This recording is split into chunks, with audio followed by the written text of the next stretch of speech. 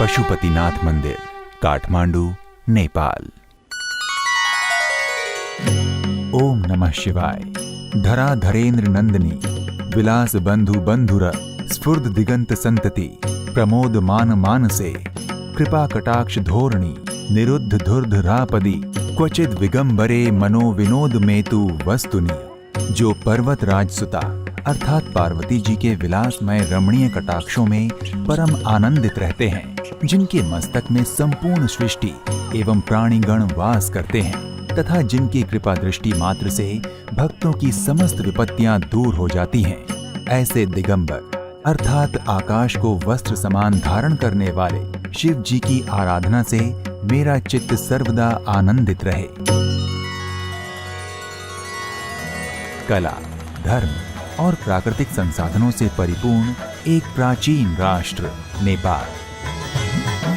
प्राचीन काल से ही ऋषि मुनियों के आकर्षण का केंद्र नेपाल, महर्षि वाल्मीकि का कर्म क्षेत्र नेपाल, महान धर्म ग्रंथ रामायण में वर्णित राजा जनक की जन्मभूमि नेपाल, हिमालय की गोद में बसा ये देश सारे संसार में अपनी ऊंची ऊंची श्रृंखलाओं, अपने धार्मिक ज्ञान, पर्यटन और प्राकृतिक सुंदरता के लिए जाना जाता है।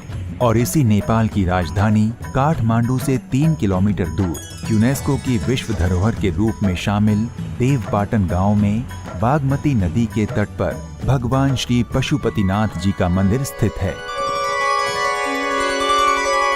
अपनी कई वर्षों की सादगी और आध्यात्मिक ज्ञान को जतन से संजोए खड़ा है ये भव्य और दिव्य पशुपतिनाथ मंदिर। ये मंदिर भगवान शिव के पशुपति स्वरूप को समर्पित है, जहां भारतवर्ष से लाखों हिंदू धर्मानुयायी प्रतिवर्ष भगवान शिव जी के अर्थात श्री पशुपतिनाथ भगवान जी के दर्शन हेतु नेपाल की यात्रा करते हैं।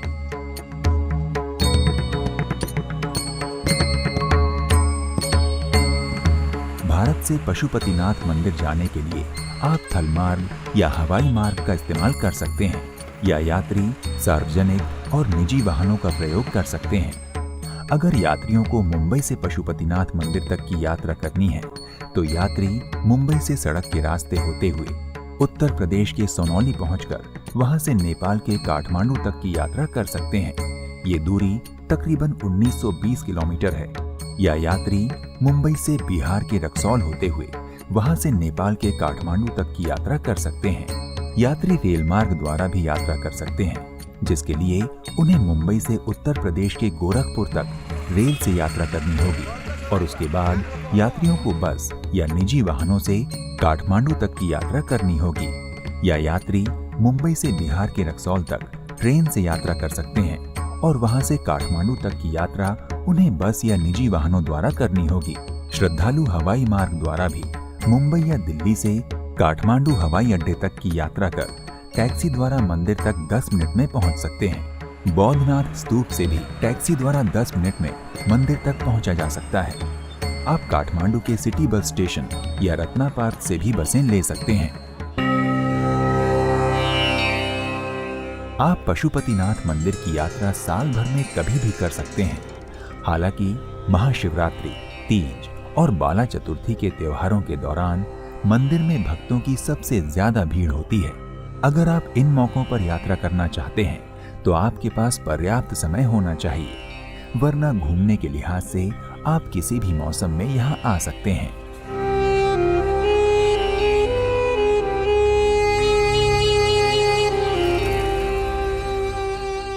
भगवान शिव का ये धाम हिंदू धर्म के 8 सबसे पवित्र स्थलों में से एक है, जिस कारण यहाँ दर्शन के लिए भारत से ही नहीं बल्कि विदेशों से भी असंख्य श्रद्धालु भगवान शिव जी के अर्थात श्री पशुपतिनाथ भगवान जी के दर्शन हेतु नेपाल की यात्रा करते हैं।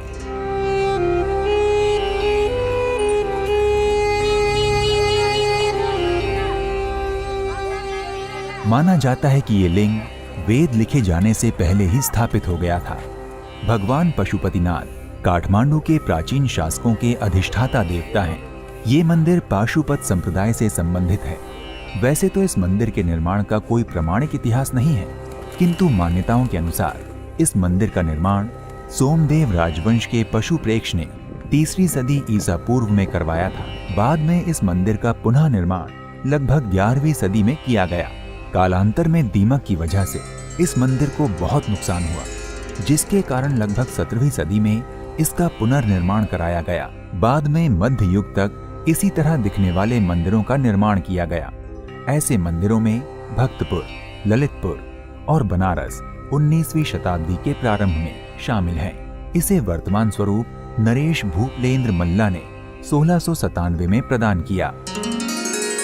25 अप्रैल 2015 में नेपाल में आए भूकंप के कारण आसपास की कई संरचनाएं और यूनेस्को की विश्व धरोहर की सूची में शामिल पर्यटन स्थलों को हानि पहुंची, लेकिन पशुपतिनाथ मंदिर पर कोई आंच तक नहीं आई।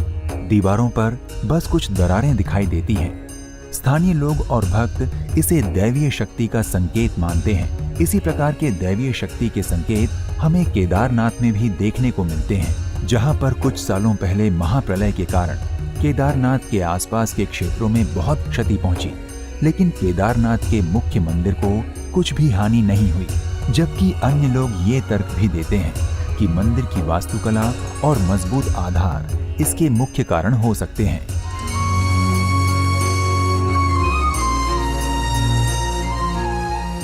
भारतवर्ष के 12 ज्योतिर्लिंगों में से एक केदारनाथ का ज्योतिर्लिंग भी है और माना जाता है कि ये मंदिर केदारनाथ मंदिर का आधा हिस्सा है। 12 ज्योतिर्लिंग का हिस्सा माने जाने के कारण श्री पशुपतिनाथ भगवान के मंदिर का महत्व अपने आप बढ़ जाता है। भगवान पशुपतिनाथ नेपाल के संरक्षक देवता के रूप में पूजे जाते हैं। उनकी दिव्य महिमा से ये पवित्र भूमि इस ग्रह के प्रत्येक हिंदुओं के लिए सर्वोच्च तीर्थ स्थल है। शिव जी को 1008 नामों से जाना और पूजा जाता है, लेकिन उनके इन 1008 नामों में से पशुपतिनाथ सबसे प्रसिद्ध और प्रभावशाली नाम है। भगवान श्री पशुपतिनाथ का नाम 2 शब्दों से बना है, पशु और पति। पशु का अर्थ न केवल पशु है, बल्कि सभी मनुष्य हैं, जब तक कि उनमें ज्ञान न हो, और पति का मतलब भगवान, तो पशुपति का अर्थ है सबके भगवान। कुछ विद्वान श्री पशुपतिनाथ नाम की व्याख्या ऐसे भी करते हैं, पशु अर्थात जीव या प्राणी और पति अर्थात स्वामी या नाथ। इसका मतलब ये कि संसार के समस्त जीवों के स्वामी। दूसरे शब्दों में श्री पशुपतिनाथ का अर्थ है जीवन के मालिक।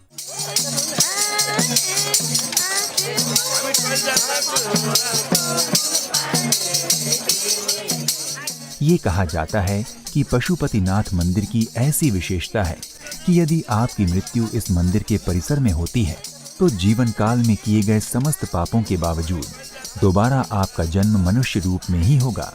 इसलिए पशुपतिनाथ मंदिर के परिसर में अपने जीवन के अंतिम पलों को बिताने के लिए कई वृद्ध श्रद्धालु इस स्थान पर आते हैं।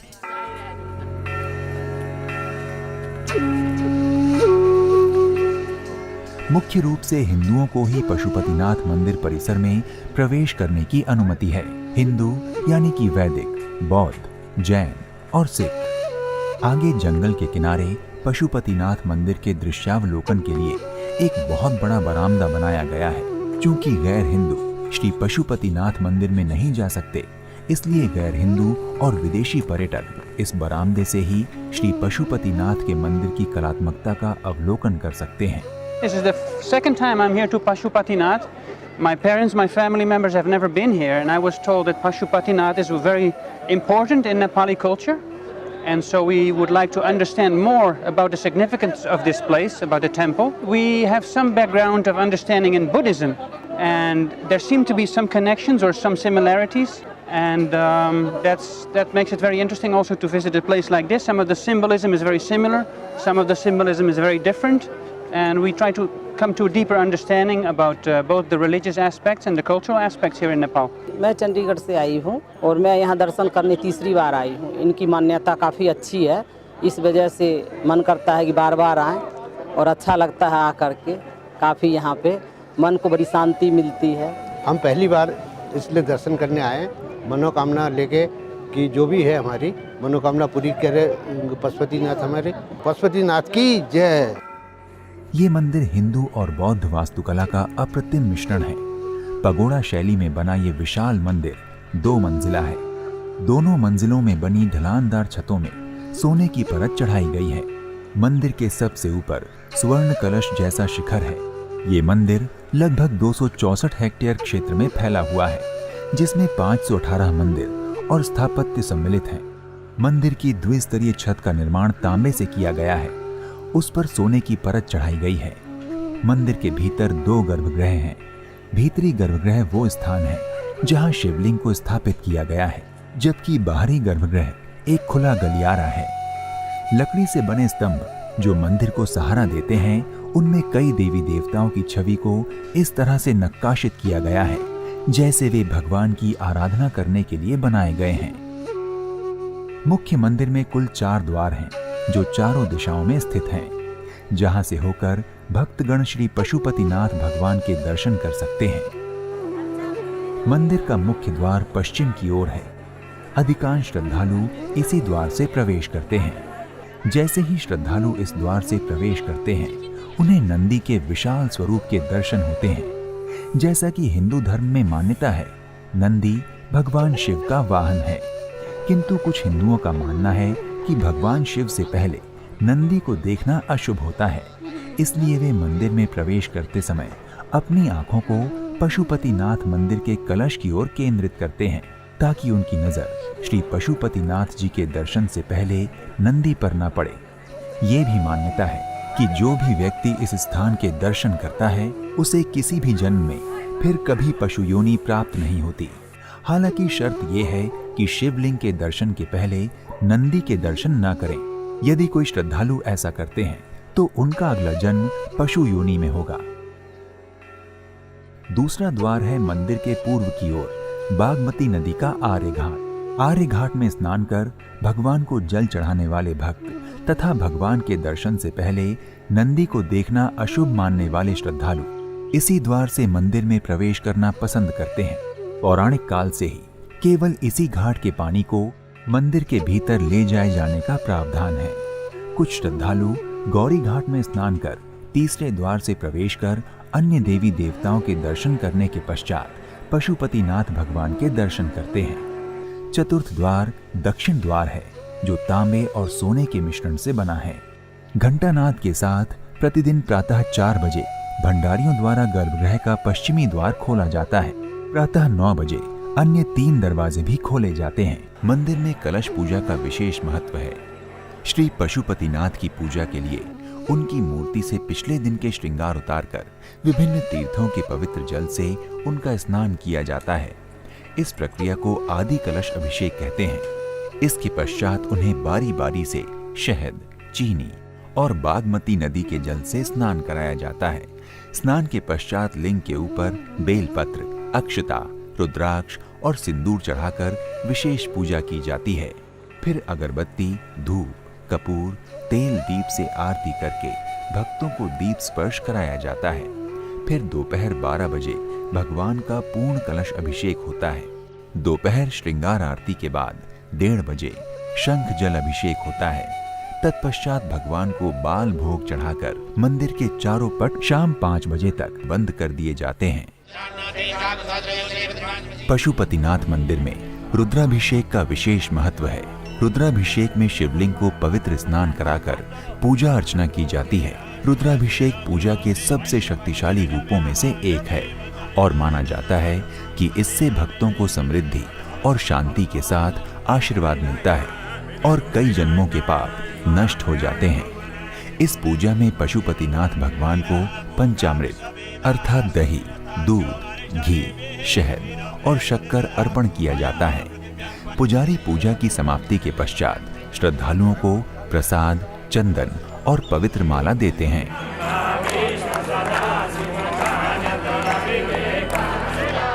And I have been coming here since my childhood.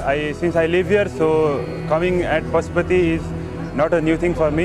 I come here every month with my family, and today I have been here for my birthday celebration. I came here to do puja for Lord Shiva. मैं Canada से आई हूँ, first time I हूँ। पूरे विश्व में सुख और शांति के लिए मैंने कामना की है और प्रभु जी का, पशुपतिनाथ जी का धन्यवाद करती हूँ। ये मंदिर प्रत्येक दिन प्रातः 4 बजे से रात्रि 9 बजे तक खुला रहता है। मंदिर में जाने का सबसे उत्तम समय प्रातः ब्रह्म मुहूर्त और देर शाम का होता है। दोपहर में 1 से 1:30 बजे के बीच लिंगम को भव्य रूप से भव्य पोशाक पहनाई जाती है, जो ब्रोकेट से बनी होती है और त्रिपुंड के साथ सजाई जाती है। छत्रों को भी 4 सिर पर रखा जाता है। शीर्ष सिर पर श्री यंत्र को चंदन के साथ खींचा जाता है और उसके बाद आरती की जाती है। बाद में भोग चढ़ाया जाता है। संध्या समय फिर से आरती की जाती है। पवित्र मंदिर में शिवलिंग का पशुपति रूप लगभग 3.5 फीट यानी 1 मीटर ऊंचा है। उनके दिव्य रूप में लिंगम पर 5 चेहरे जुड़े हुए हैं। लिंगम के 4 दिशाओं में 4 मुख और 5वां मुख जो आकारहीन है वो ऊपरी भाग में है। 4 चेहरों के प्रत्येक किनारे हाथों की एक जोड़ी है। दाहिने हाथों में 12 फर वाले रुद्राक्ष की 16 मनकों की माला है और बाएं हाथ में पवित्र अमृत से बना कमंडल है। रुद्राक्ष माला समय के महत्व को दर्शाता है और जल के कलश से पता चलता है कि जल ही जीवन है।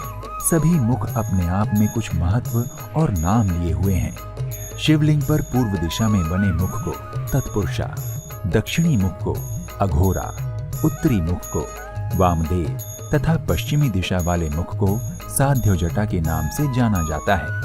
पशुपतिनाथ मंदिर स्थित शिवलिंग के इन मुखों को हिंदू धर्म के 4 वेदों के चिन्हों के रूप में वर्णित किया जाता है। इसके ऊपर के भाग को ईशान कहा जाता है। शिव पुराण के अनुसार इस शिवलिंग को ज्योतिर्लिंग के रूप में स्थापित किया गया था।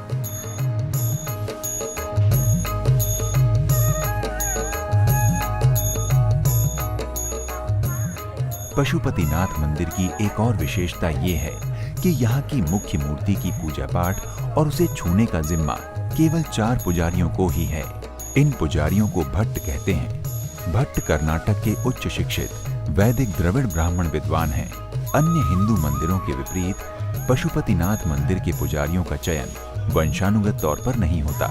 पुजारियों का चयन श्री शंकराचार्य दक्षिणामन्य श्रृंगेरी पीठ से शिक्षित विद्वानों के एक समूह द्वारा होता है, जिसमें ऋग्वेदिक पाठ जो पाशुपत योग के काशी मठ, शिव आगमा और हरिद्वार में सामवेद के उच्चारण से होता है। इन सभी मापदंडों को पूरा करने के पश्चात उन्हें पशुपतिनाथ मंदिर के राजगुरु द्वारा पुरोहित पद के लिए चुना जाता है। फिर वेद और शिव आगमों पर कड़ी परीक्षा से गुजरने के बाद चुने हुए पुजारियों को भगवान श्री पशुपतिनाथ की दैनिक पूजा करने के लिए काठमांडू भेजा जाता है।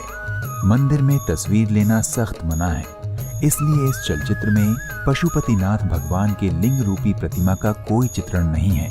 विश्व में श्री पशुपतिनाथ के 2 मंदिर प्रसिद्ध हैं, एक काठमांडू का और दूसरा भारत के मंदसौर का।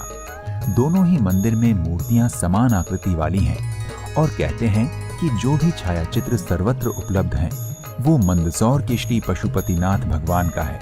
नेपाल की मूर्ति का कोई भी चित्र या छायाचित्र उपलब्ध नहीं है।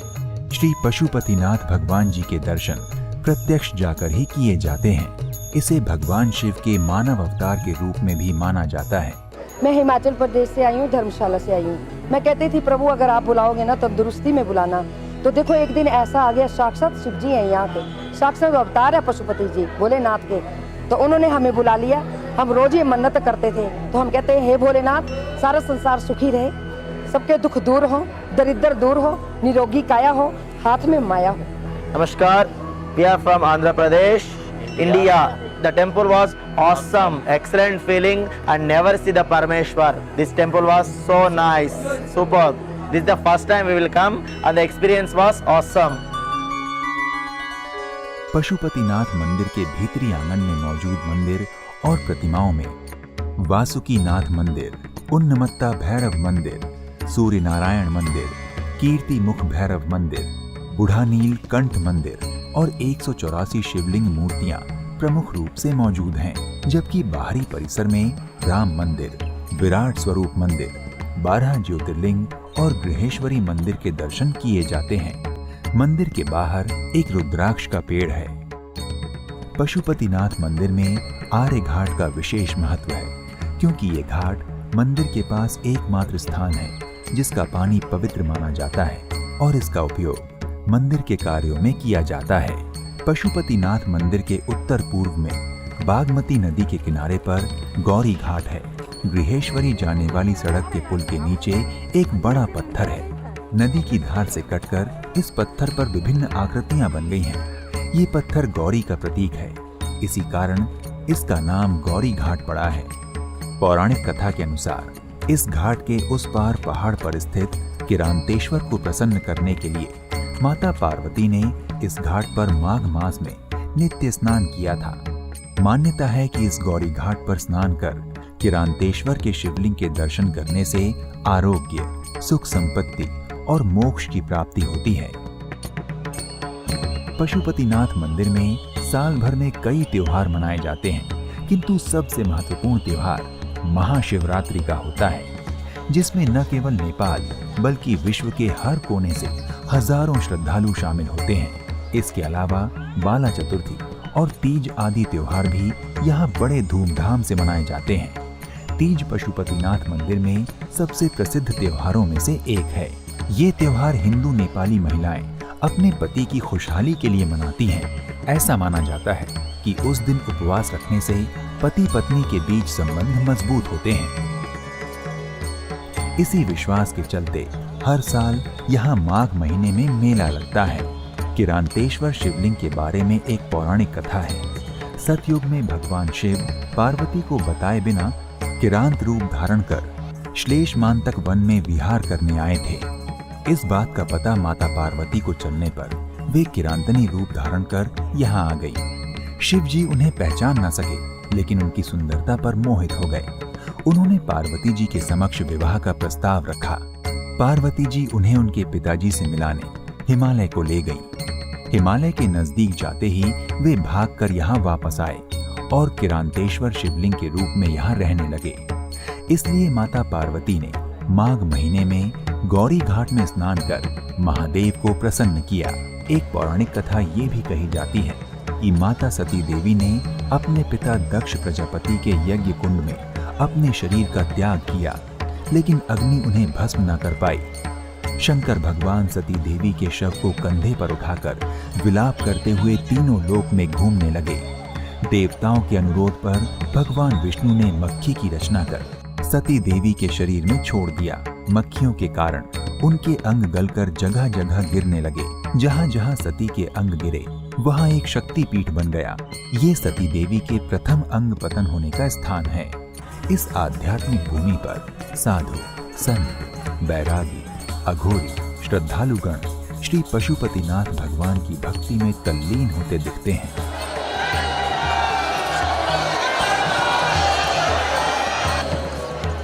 श्री पशुपतिनाथ मंदिर परिसर के दक्षिण पूर्व कोने में बागमती नदी के पश्चिम किनारे के पुल के पास वत्सला देवी मंदिर स्थित है। ये मंदिर 2 मंजिलों का है और इसका निर्माण परंपरागत पगोड़ा शैली में किया गया है। अंदर साकार मूर्ति न होकर एक मंडप है। ऐसा माना जाता है कि यहाँ माता पार्वती अदृश्य रूप में वास करती हैं। ये मंदिर 17वीं शताब्दी का अप्रतिम नमूना है। हर साल चैत्र कृष्ण चतुर्दशी के दिन से 3 दिनों तक वत्सला देवी की रथ यात्रा निकाली जाती है। पश्चिम द्वार से बाहर निकलते ही गोरखनाथ मंदिर के लिए सीढ़ियां हैं। गोरखनाथ मंदिर शिखर शैली में बना है। श्री पशुपतिनाथ मंदिर परिसर के पश्चिमी मुख्य द्वार के बाहर पशुपति देव पतन बाजार है। पशुपति बाजार एक धार्मिक बाजार है। यहाँ धार्मिक तस्वीर, पुस्तक, पूजा सामग्री तथा धार्मिक देवी देवताओं की धातु तथा प्रस्तर की मूर्तियां मिलती हैं। यहाँ विशेष रूप से रुद्राक्ष और शालिग्राम की बिक्री होती है। पशुपतिनाथ मंदिर परिसर में दाह संस्कार की प्रथा सदियों से चली आ रही है।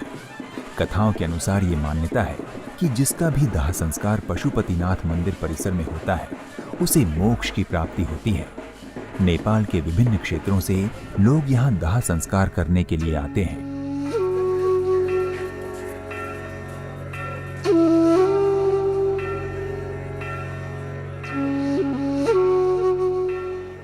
प्रथा ये है कि मृत व्यक्ति की देह को बागमती नदी तट पर स्थित शिला पर रखा जाता है। पशुपतिनाथ मंदिर में स्थित शिवलिंग के अभिषेक का जल पत्थर से बनी संकरी नली द्वारा इस शिला पर प्रवाहित होता है। माना जाता है शिवलिंग के जलाभिषेक के स्पर्श मात्र से ही मृत व्यक्ति के इस संसार के सारे पाप मिट जाते हैं और उसके लिए सीधे स्वर्ग के द्वार खुल जाते हैं। शिला पर विधि के पश्चात मृतक के बड़े बेटे का मुंडन किया जाता है और उसके बाद मंदिर के समीप बागमती नदी के तट पर मृत व्यक्ति की देह को खुली हवा में अग्नि देकर दाह संस्कार किया जाता है। मान्यता ये है कि प्रेताग्नि से उत्पन्न धुआं जब मंदिर परिसर में विलीन होता है तो मृतक को इस संसार के समस्त जीवन चक्र से मुक्ति यानी मोक्ष की प्राप्ति होती है। पशुपति क्षेत्र विकास कोष द्वारा श्रद्धालुओं को अनेक प्रकार की सुविधाएं मुहैया की जाती हैं। उनमें से विशेष रूप से पीने हेतु स्वच्छ पेयजल, श्रद्धालुओं के निजी वाहन पार्किंग की सुविधा, निवास हेतु विशाल धर्मशाला, श्रद्धालुओं के पूजा पाठ का विशेष प्रबंध, घाट व्यवस्थापन तथा दाह संस्कार हेतु विशेष प्रबंध, मंदिर और मंदिर परिसर की स्वच्छता और श्रद्धालुओं की सुरक्षा का प्रबंध। पशुपति क्षेत्र विकास कोष नेपाल सरकार के अंडर में काम करती है और इसके संरक्षक प्रधानमंत्री जी होते हैं और इसका अध्यक्ष मंत्री जी होते हैं, संस्कृति मंत्री जी होते हैं। और यहाँ पे जो सारी पूजा व्यवस्था और ये समस्त एरिया की व्यवस्था करना प्रमुख कर्तव्य है हमारी। यहाँ पे आके भक्तजन दर्शन करते हैं, प्रार्थना करते हैं और यहाँ से एक ऐसा संदेश और ऐसा ज्ञान लेके जाते हैं कि सारी दुनिया में शांति और प्रेम का भाव रखना चाहिए, ऐसा भाव लेके जाते हैं। इस जगह में ऐसी एक आभा है, ऐसी एक औरा है जिसको हर कोई भक्तजन फील कर सकता है। और जो ध्यानी लोग हैं, योगी लोग हैं, यहाँ पे आके साधना और तप करना चाहते हैं। कई रिसर्चर्स यहाँ आके इसी जगह पे बैठ के रिसर्च भी करते हैं और उसका पब्लिश भी करते हैं।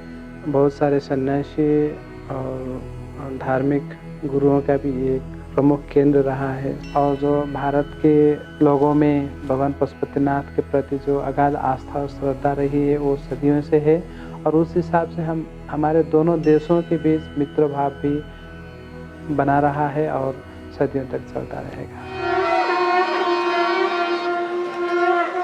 पशुपति मंदिर के मुख्य आकर्षणों में से एक बागमती नदी के किनारे होने वाली संध्या की आरती है। ये आरती मुख्य रूप से बागमती नदी के दूसरे छोर पर यानी पशुपतिनाथ मंदिर के सामने संध्या 6 बजे शुरू होती है।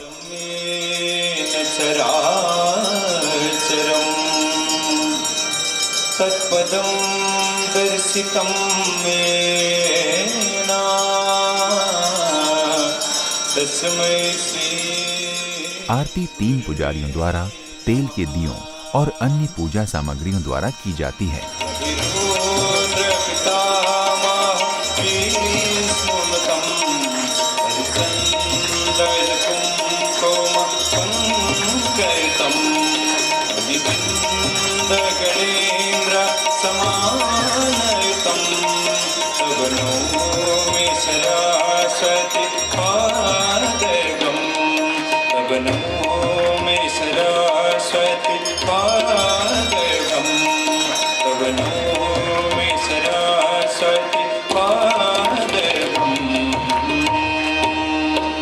पशुपतिनाथ भगवान को ओम जय शिव शंकर शंभो जय गिरिजाधीश शिव जय गिरिजाधीश जय जय करुणा सागर जय जय करुणा सागर पशुपति जगदीश ओम हर हर हर महादेव कैलाश निवास गढ़ सहचारे शिवा गढ़ सहचारे मुंडमाला छगनामा मुंडमाला छगनामा रूपथ भयहारी ओम हर हर हर महादेव।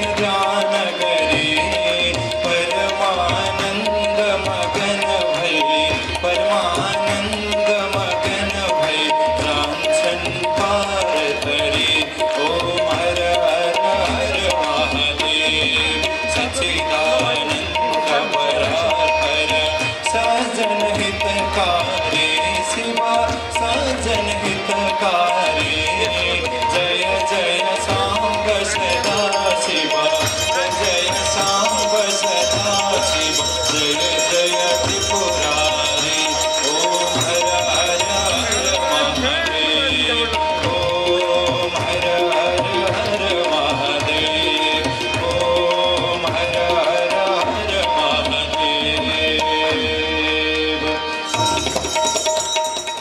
आरती के समय कई श्रद्धालु भगवान शिव का तांडव नृत्य भी करते हैं। इस आरती का मुख्य उद्देश्य मानवता की सुख समृद्धि है। मन्निनाथ भट में बट सकार चंड तंड बंदन तुन शिव शिव जटाकटा संभ्रमा ब्रह्मण्य लिंब निर्जर लोल पेचि बल्लरी विराजमान मर्दन तगत जल ललाट पट्ट पाक किशोर चंद्रशेखर त्रिपति क्षण मम बाबा पशुपतिनाथ भगवान को कराल भाल पट्टिका तगत गत जल धनंजय चंद पंच साय राधरेंद्र नंदिनी कुचाग्र चित्र पत्र कल्पनैक शिल्पि नेत्र वचनैर मम नवीन मेघ मंडली निरुद्ध दूतर स्फुर सीति नित्य नवनवद्ध पद्म कंदर निपन्न श्रीधर स्तनोत्कृत सिंदूर कलानिधान मंदिर श्रीं जगदुरंधर उमापति महादेव को